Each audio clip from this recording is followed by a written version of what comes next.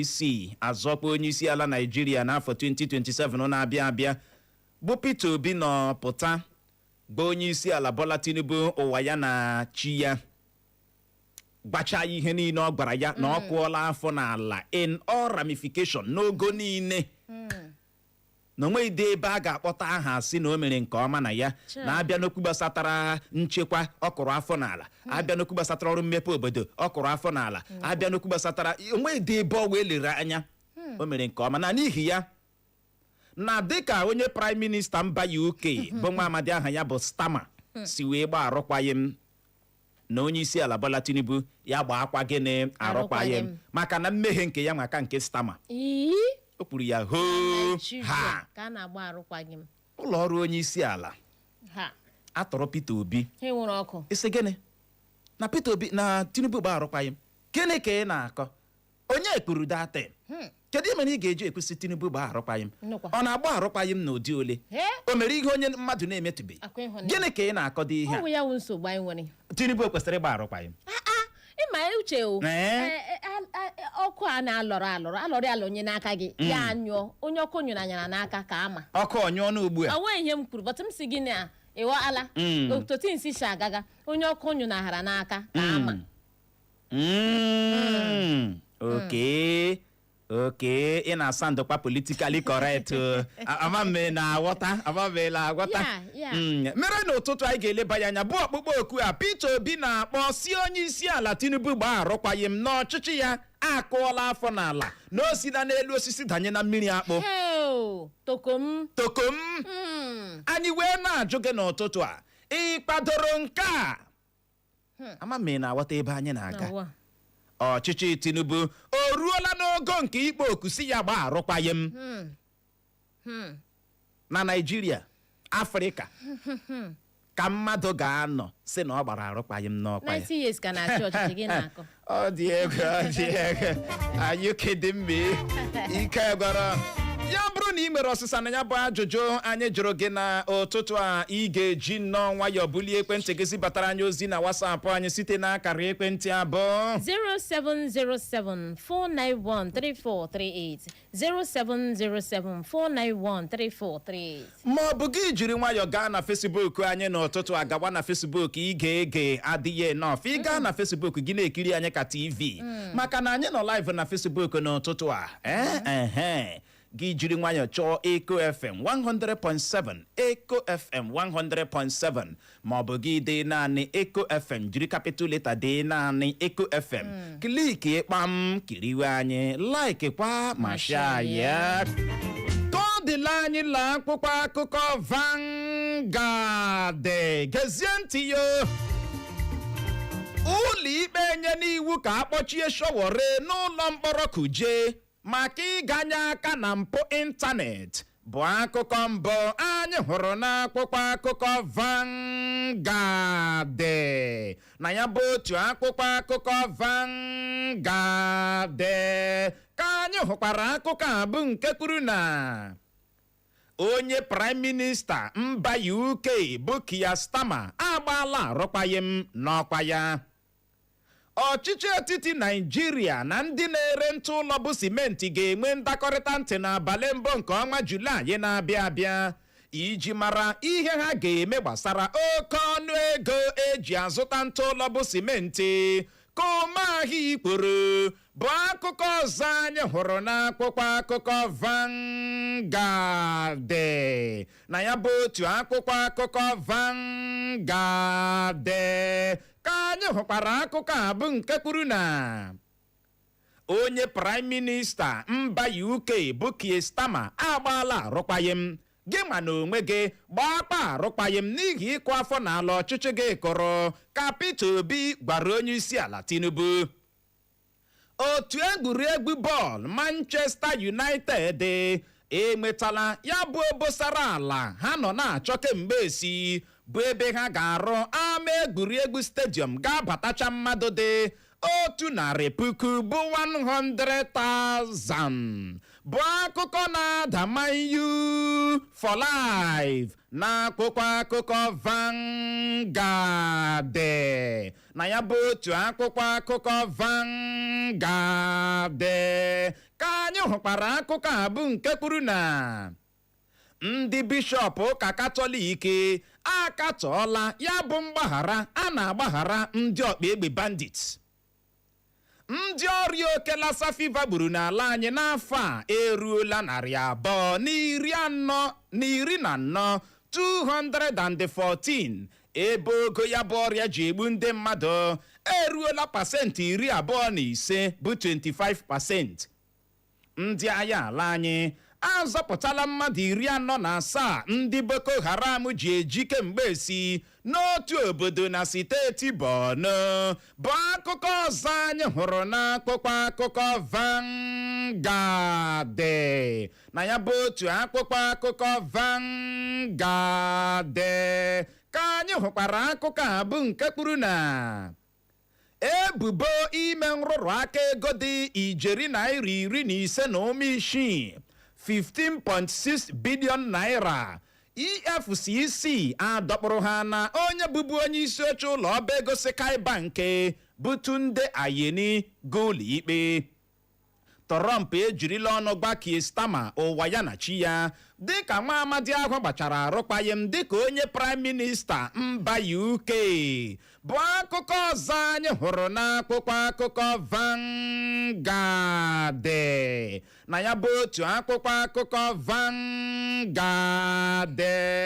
ka anyị hụkwara akụkọ a bụ nke kwuru na ọgụ dị n'etiti ndị ọrụ ugbo na ndị na-achị nama atala isi mmadụ 8 na steeti Kebbi. Mmadụ ọka fọkwara. Ọ dị egwu. Kebbi, Plateau, Benue, otu a ka ha na ndị ọchịnnama. Ọ dị egwu. Ihe agụchala ụdịrị akụkọ ị ga-adị na-anụ n'obodo anyị abụghị Naịjirịa. Ike agwụla. Ndị bishọp ụka katọlik akatọọla ya bụ mgbaghara a na-agbaghara ndị ọkpa egbe bandit. Ha kpuru ya n'ezi wara awa na nke a adabaghị adaba. Ka o si daba nụ. Amamena wọta. Ka o si daba ndị kwafurula ọtụtụ ọbara.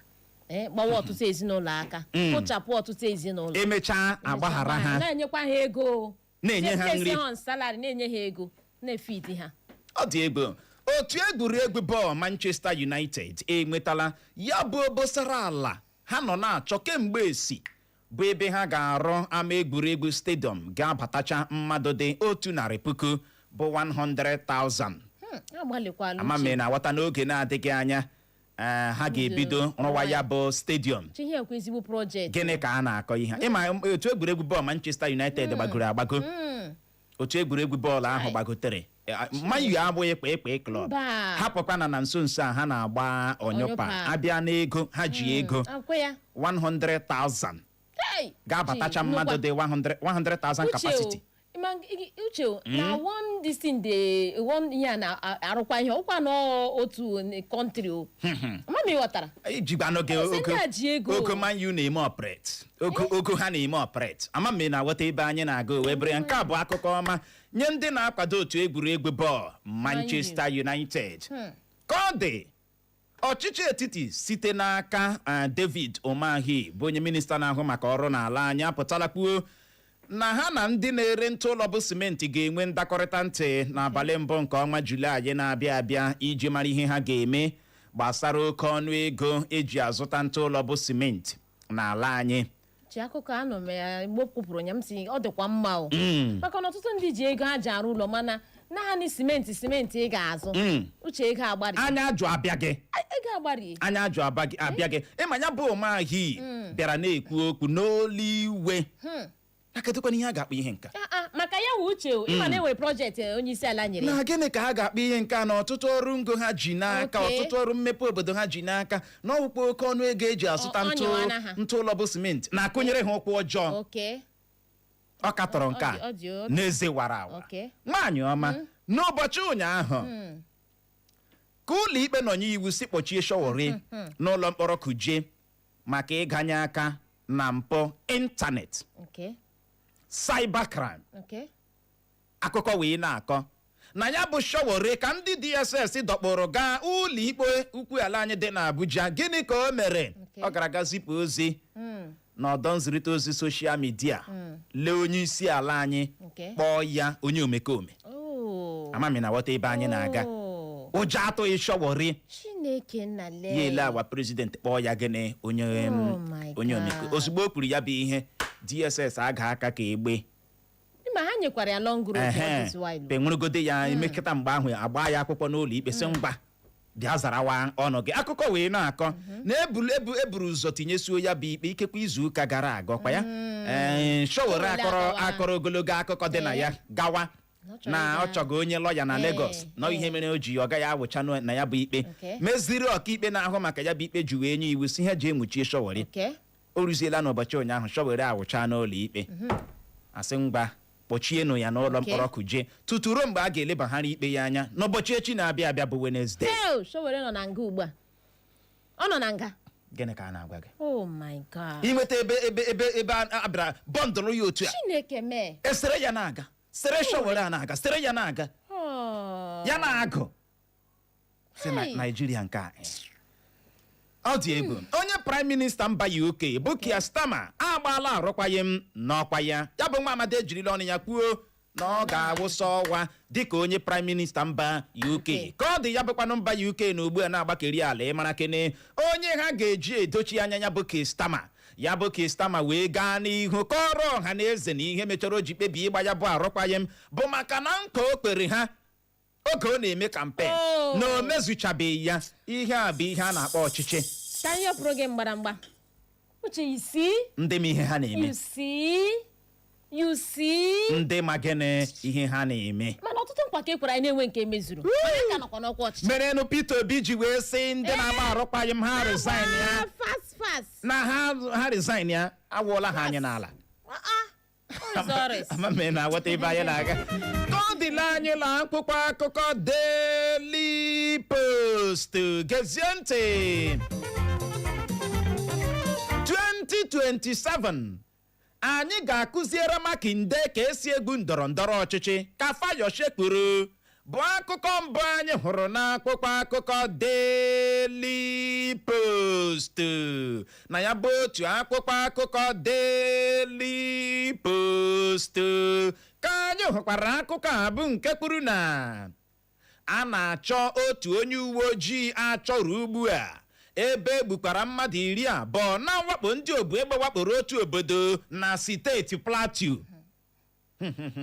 anyị chọrọ ịla we wan go ka ndị Naijiria nọ na mgbagwoju anya na mba South Africa mere na ngagharị iwe bụ akụkọ ọzọ anyị hụrụ n'akwụkwọ akụkọ Daily Post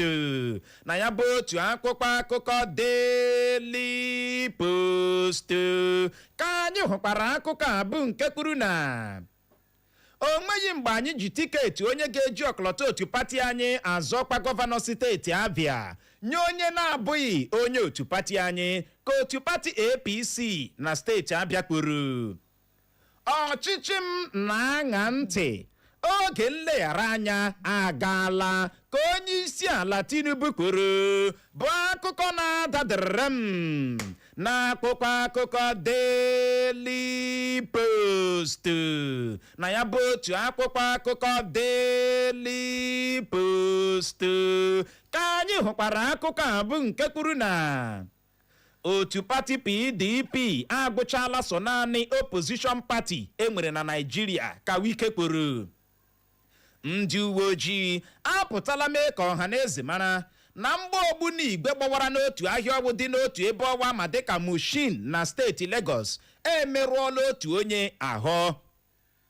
ọtụtụ ihe ndị m rụrụ na Abuja bụ n'ihi nkwado Tinubu nyere m ka Wike kwuru bụ akụkọ ọzọ anyị hụrụ n'akwụkwọ akụkọ Daily Post na ya bụ otu akwụkwọ akụkọ Daily Post ka anyị hụkwara akụkọ a bụ nke kwuru na meenụ mgba tọhapụ Showore ka otu serap gbara gọọmenti Naijiria ọrịa oke lassa fever egbuola onye dọkịnta ahụike na steeti Benue bụkwanụ nke mere eji gbapụ ya ọsọ kpanyewara ya bụ ọrịa anya na ya bụ steeti Benue ndị ọrụ nchekwa ejichiela ọgba tumtum 80 ndị nwe ha ji ya agba ọkada na Aba nakwa na Ụmụahịa dịka ya bụ iwu gọọmenti steeti Abịa nyere si onye agbala ọkada na-aba n'Ụmụahịa nakwa n'Ọhafịa si wee dị bụ akụkọ ọzọ anyị hụrụ n'akwụkwọ akụkọ Daily Post. Na ya bụ otu akwụkwọ akụkọ Daily Post ka anyị hụkwara akụkọ a bụ nke kwuru na otu ọha na eze ndị Igbo ajụla jụwa isi ịnabata ya bụ okpukpo oku Peter Obi na-akpọ si Tinubu gbaa arụkwaghị m n'ihi ịkụ afọ n'ala ọchịchị ya kụrụ. uche ọha na eze ndị Igbo adịghị ọ na n'otu grupu ka nke a ga-awụ branch ya maka na grupu kwa ga-ezelite isi na ụkwụ otu ọha na eze ndị Igbo bịa ebe a na-enweghị ọha na eze ndị Igbo ọ dịkwa ike enwere ike mere na ọgbakọ branch nwee irite ụmụnne ya ọha ji branch Mbaise branch. anyị ga-agbalị chọpụta ọha na eze nke pụrụ ihe a o wee bụrụ ya mana ka ọ dị ha agbala Peter Obi na ya gba nkịtị ya mechie ọnụ ya kwụsị ịdị na-akpọ ya bụ okwu ọ na-akpọ si Tinubu gbaa gịnị arụkwaghị m n'ọkwa ya. Ajụjụ nọchiri ụzọ wee bụrụ Tinubu ekwesịrị ịgba arụkwaghị m. Ịma ihe awa ajụjụ anyị na-ajụ gị n'ụtụtụ o nweghị ogologo ajụjụ anyị na-ajụ gị. Onye isi ala Bola Tinubu o kwesịrị ịgba arụkwaghị m n'ọrụ ya n'ọkwa oji dịka onye isi ala Naịjirịa. No bending corners. No bending corners. Gị kpọ okwu ahụ o kwesịrị o kwesịghị gị bọtres ya back ya up. What are you not saying? Meenụ ngwa tọhapụ Sowore ka otu sirap gwara gọọmenti Naịjirịa. Uche o tekwala m n'usoro ọrụ ndị sirap. Thank God anyị ekwulitekwala okwu. I was wondering. N'otego. Even me. You are wondering. I am wondering. Ka ọ dị ndị ọrụ nchekwa ejichiela ọgba tum tum 80 motorcycles ndị nwe ha ji ya agba ọkada na-aba nakwa na Ụmụahịa dịka ya bụ iwu gọọmenti steeti Abịa nyere si onye agbala ọkada na-aba eji m n'aka na ị nụrụ ya n'ụtụtụ a agbala ọkada na-aba agbala na Ụmụahịa agbakwala na Ọhafịa gọọmenti steeti Abịa amachiela nke a wee kpọlata m steeti Imo gee ntị gọọmenti steeti Imo unu ga-agbalị mee ya ka o doo anya meenụ ya ka o doo gịnị anya ya wụ na unu ga-apụta ha marị ha ya bụ ọkwa ọ ga-adị oke mkpa kedu ebe unu si ndị ọkada agbala nke a bụ nke mbụ ka ha nwee ike mee gịnị buru ya n'obi ọzọ dịka ibe ya wee bụrụ dịka a machiri ịgba ọkada n'Owerri kedụkwanụ maka ndị na-eji personal motorcycle igwe ọgbatumtum ndị nke ụmụ nwaanyị ndị nke ntakịrị mmadụ na-eji aga arụ ụwa ya ọ pụtara na steeti Imo na mmadụ enweghị ike ịgba personal motorcycle ya na-aghọta ebe anyị na-aga maka na ndị ọrụ ndị uwe ojii na-ejichi ndị a ejila m anya m abụọ hụ ya ugboro abụọ ebe a na-amaja ọwụ naanị ijiji ha na-akụ ha mkpọri agụcha ha mkpọri ebuna ha ya ọ na-apụta kwuo ya sị anyị kwuru ya ekwu ihe ọbụla bụ motosaịkụl nya anyị asị oke nsogbu adị mana isi m kwuo onweghị ihe dị njọ ịgba mmadụ iji ọgbatumtum ntakịrị ya na-aga ebe ọ chọrọ ịga ihe niile abụchaghị moto ihe niile abụ o nwere ndị ga-achọ ibu igwe aga o nwere ebe a na-anaghị agba igwe mere ọtụtụ ndị ji na-agbakwanye ya na ọnụ ga-eji ere mmanụ ụgbọala bịa rie ọnụ onye ọbụla na-ama na-eji onwe ya agwa onye bụ personal motosaịkụl ya ọgbatumtum ụmụ nwaanyị ndị nke fancy motosaịkụl ndị a na-amacha ama mma otu a ejichie ha o ziri ezi ụmụnna o ziri ezi ndị a na-ejichi ha akụkọ anyị na-anụ wee bụrụ enyere ala ha ego atọhapụ ya ozugbo nje uche ozugbo nje ka anyị na-ekwu mara ma o nwere ihe anyị ga-ekwute ka ọ dịla anyị la akwụkwọ akụkọ Pọnchị budata na ọnụ ego eji ere ntụ ụlọ bụ simenti ugbu a ka Ụmụahịa gwara ndị na-arụpụta ntụ ụlọ bụ simenti bụ akụkọ mbụ anyị hụrụ n'akwụkwọ akụkọ Pọnchị na ya bụ otu akwụkwọ akụkọ Pọnchị ka anyị hụkwara akụkọ a bụ nke kwuru na ọkpụkpọ oku m na-akpọ ka enwe nchekwa na mpaghara South West ala anyị abụghị ya ka m na-ebuso agbụrụ ndị ọzọ ka Sunday Igbo kwuru EFCC agaala aka ka egbepụrụ mmadụ abụọ na steeti Enugu maka ime nrụrụ aka visa ọnụego ya dị nde naira 68 bụ 68 million naira bụ akụkọ ọzọ anyị hụrụ n'akwụkwọ akụkọ Punch. Na ya bụ otu akwụkwọ akụkọ Punch ka anyị hụkwara akụkọ a bụ nke kwuru na ụlọ ọrụ onyeisiala akụsuola Peter Obi n'ihi ọkpụkpọ oku Peter Obi na-akpọ ka onyeisiala Tinubu gbaa arụkwaghị m, kọwaa ya bụ ọkpụkpọ oku dịka mmegheri anya ụmụaka. Nhiwe a na-achọ ihiwe ndị uwe ojii steeti, ndị gọvanọ enwere n'ala anyị na-achọ ka emee ka ha bụrụ ndị ọnụ kacha eru n'okwu gbasatara ya bụ ndị uwe ojii steeti bụ steeti polisi.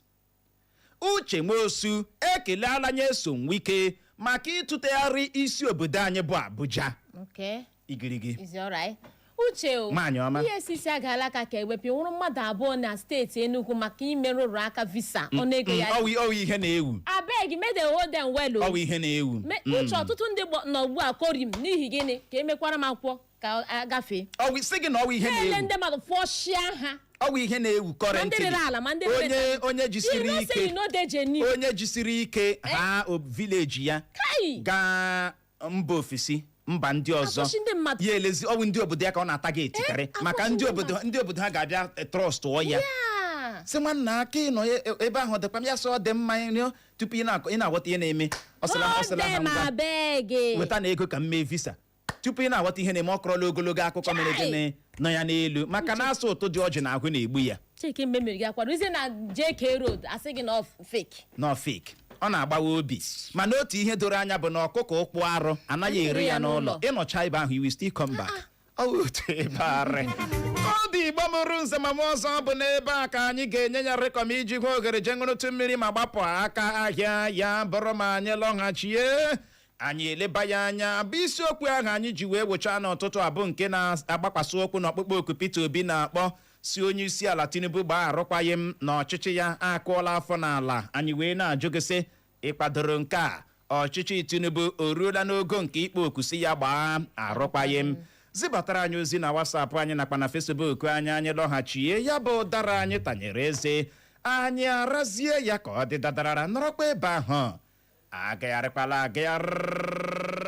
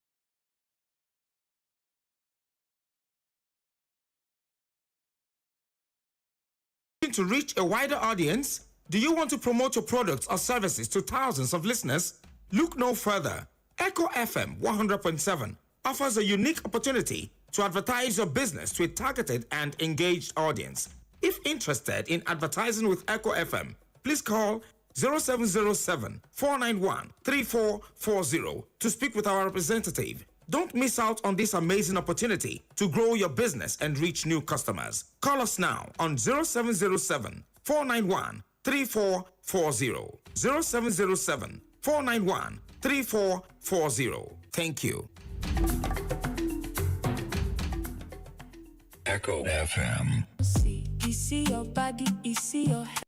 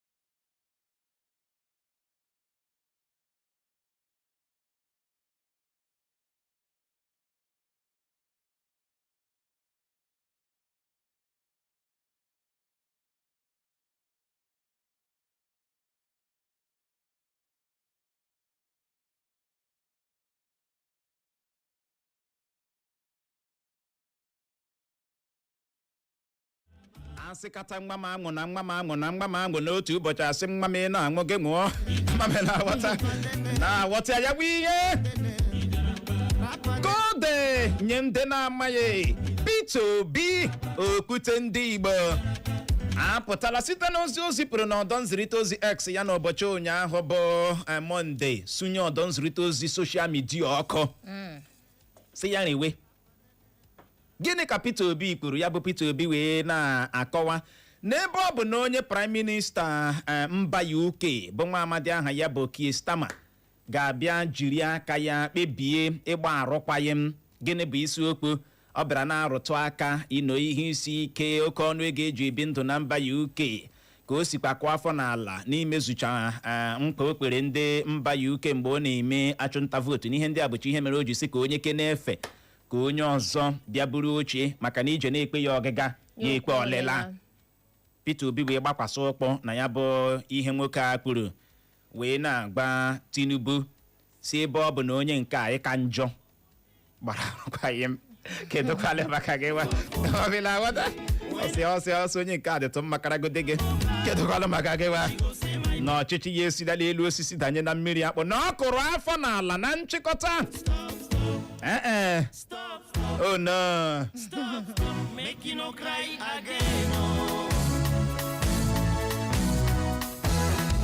Anyị wee na-ajụ gị sị ị kwadoro nke a? Ọchịchị Tinubu oruola n'ogo nke ikpo okusi ya gbaa arụkwaghịm. Kedu ebe ịkwụ akpọ? Ị nọ na ndị ye ka ị nọ na ndị ne? Ya bụrụ na ị nwere mmasị n'ụtụtụ itinye ọnụ n'okwu oge adị ịbịa gbuwe oge n'ihi ya ị ga-agbalị buli ekwentị gị kpọwa akara ekwentị ndị a bụ 0911-20,022 0911-20,022 ma bụkwanụ 0707-454-1014 0707-454-1014 ma ọ bụ gị gaa na Facebook anyị gawa ebe ahụ ọ gụchaala so naanị gị bụ onye na-anọghị na Facebook n'ụtụtụ a na-ekiri anyị ị ga-ege adịghị n'ofe ega ebe ahụ zibatara anyị ozi n'ụtụtụ a. ịbọọla chie Uche Clever ọnụ aha o jezuru obodo ụtụtụ ọma oso ekewo Clara ụlọọlọ gị Ada o jezuru obodo kelele m nọ ndewo onye gị na ya na-ekwu Mike E ịghọtala Uche biko nwa nkenke enwere infọmeshọn m chiri inye nne ghọtara na-eti ụgwọ ụka ọnụ enwere ihe ikwuru gbasara ihe baịkị ịghọtala anyị kwesịrị na-akpọchi ndị baịkị wọpụ anụ tọpik a ka etriti dis mata ịghọtala wọpụ anụ ya ka bikọs ihe ahụ na-okwesịghị ịghọtala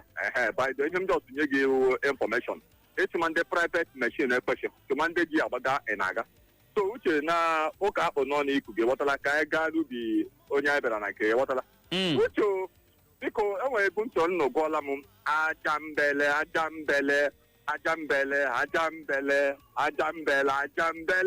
Uche ma ha jikwa ajambele ịma ọwụta ka ekwumere gbaa alụkwa m gbaa ana m arụzi Peter Obi isi Tinubu fụọ ọ na Naijiria anyị a nwere ike na-eme nọmba ofesi bete hụrụ ebe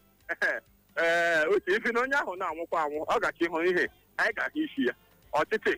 anyị ga-ahụ isi ya isi Tinubu bụ ọlụkwa m Uche mgbalụ Tinubu file na ọ ga-agba ọlụkwa m ya babata ihe mmanwụ ajambele ndewo ya gaziere gị nọ Mike E ike agwụla gee ntịli ihe mere n'ụbọchị ụnyaahụ bụ Mọnde dịka m nọ na-abịa ọrụ kpọmkwem na Wedra Junction gọọmenti steeti Imo na-ege nụ ntị biko nọ maka na ihe a bụ ihe na-emebiere ụlọ ọchịchị. Kedu ihe mere na Wedra Junction? Ndị uwe ojii bịakwara gị chie na ha nwekwa ọdịnarị ino anọkwa m ịma mmiri o metụrụ ka ọ na-ezo n'ụbọchị ụnyaahụ bụ Mọnde ọkwa ya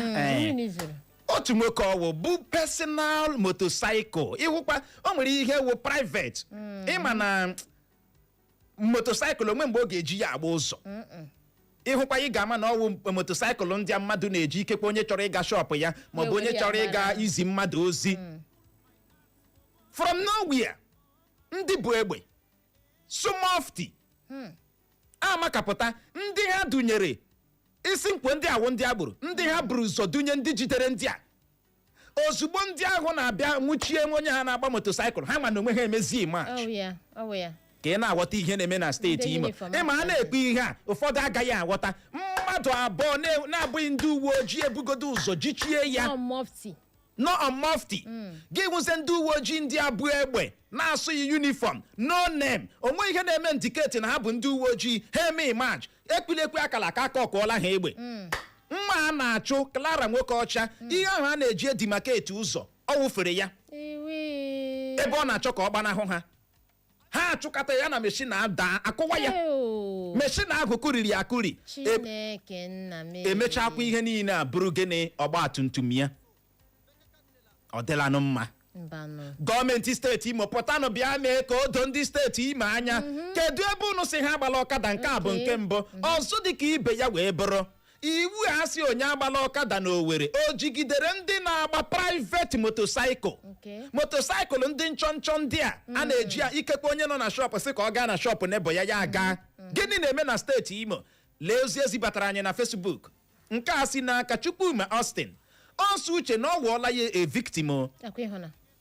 na o nwere mgbe ọ nọ na ebe a na-ere mmanụ ụgbọala fuel station na-eche mmadụ akwa ị na-agwọta ma ime ka ị na-abịa akabọ na-aga flyover 3 guys asọra ndụọ ya bụ na ya ọgba tumtum ya ya nọrọ ebe ahụ nye ha 5,000 naira ha haziere ya gịnị ọgba tumtum after long dragging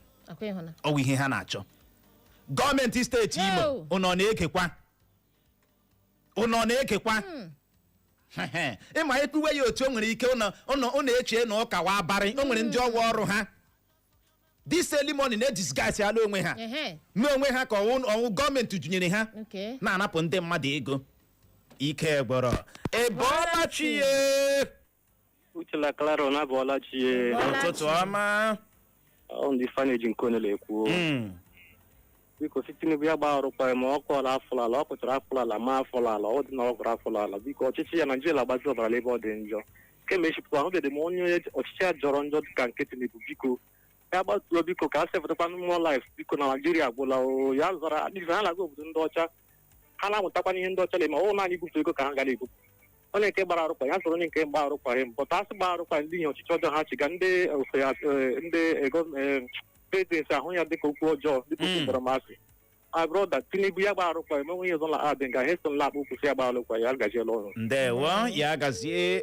ị ga-agbalị kpọghachie ka ọ dị na Facebook anyị n'ozi nke a si n'aka Daddy Joe si Ọgbakọ ọ sị Peter Obi ikpo oku si Tinubu gbaa arụkwaghị m dịka onye Prime Minister mba UK si wee mee bụ n'ihi ịkụ afọ n'ala ọchịchị ya bụ Tinubu mere gịnị kọrọ na ugbu a ndị opposition azọkwasala ọkpọ na nke a ọkwa ị na-aghọta na-akpọ okusi ya mee gịnị gbaa arụkwaghị m na n'ihi ya onye isi ala Bola Tinubu ya mee the needful o wee bụrụ ya ka ọ dị anya ahụ na nke gị Bright South ọsọ ụtụtụ ọma my lovely people n'ihe Peter Obi kwuru dabara adaba na ọ kwadoro ya gaziere gị nọ ịbọọlachi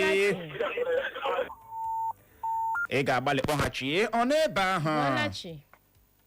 n'ọbọlachi nwanne m ụtụtụ ọma ọ chief ọpụta Obi na amaala Ngọkpala Imo steeti na-akpọ biko achọrọ m itinye ọnụ na okwu gbasara Tinubu ịgba arụkwaghị m